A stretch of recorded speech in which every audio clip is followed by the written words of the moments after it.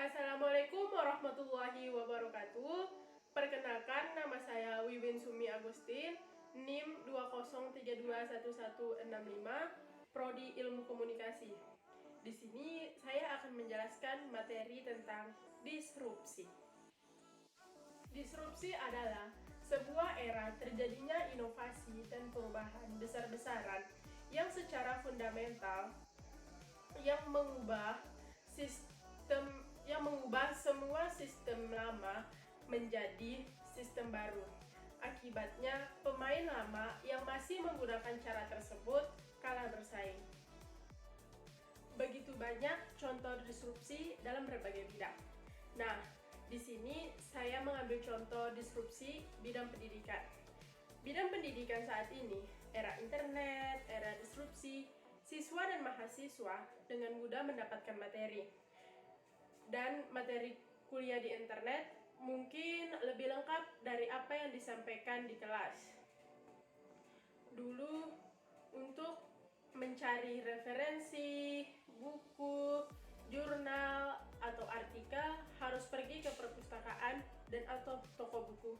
Sekarang kita sudah bisa mengaksesnya melalui big data atau mahadata.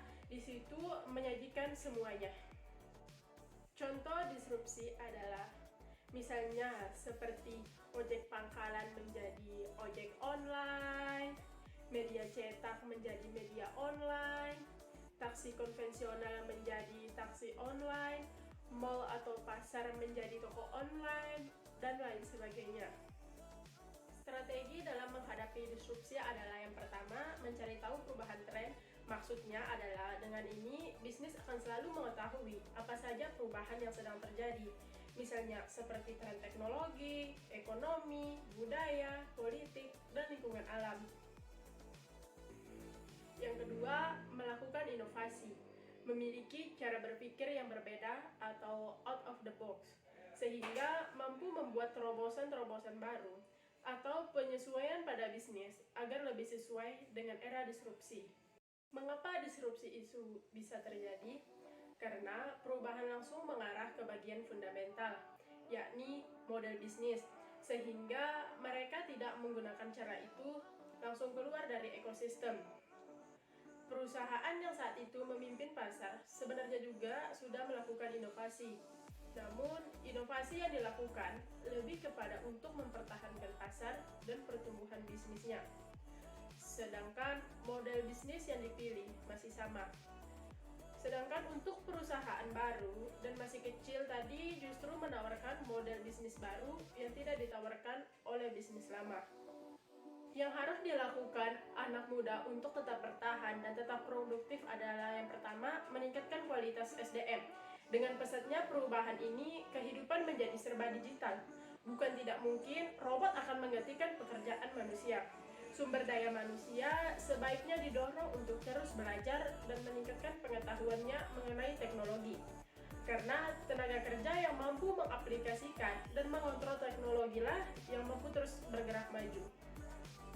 Yang kedua, adopsi teknologi digital. Perusahaan mampu menggunakan teknologi digital seperti big data, autonomous, robot, cyber security, cloud, dan augmented reality. Ini sebagai perwujudan dari 3 solusi pintar dalam menghadapi revolusi industri 4.0, smart foundation, smart process, dan smart connectivity. Yang ketiga, membuat inovasi baru. Hal ini tentu sangat penting dalam berbisnis. Dengan membuat inovasi baru, akan membuat bisnis tidak mengalami disrupsi. Karena dapat kita ketahui bahwa terjadinya disrupsi karena tidak ada perubahan dalam perkembangan suatu bisnis, salah satunya dari sisi inovasi. Dan yang keempat, mengubah pola pikir. Pada era disrupsi, ini diperlukan adanya perubahan dalam pola pikir dan kesadaran dari sumber daya manusia dalam suatu organisasi, agar dapat bekerja sama dalam melakukan perubahan dan dapat melewati kegagalan pada era disrupsi. Karena dampak dari disrupsi akan merubah segala sesuatu hal dalam melakukan proses bisnisnya. Sekarang anak muda harus selalu berinovasi dan harus siap menerima tantangan. Karena saat ini anak muda lah yang menjadi tumpuan bangsa, serta peran anak muda lah yang akan membawa pengaruh positif di lingkungan masyarakat, bangsa, agama, dan negara.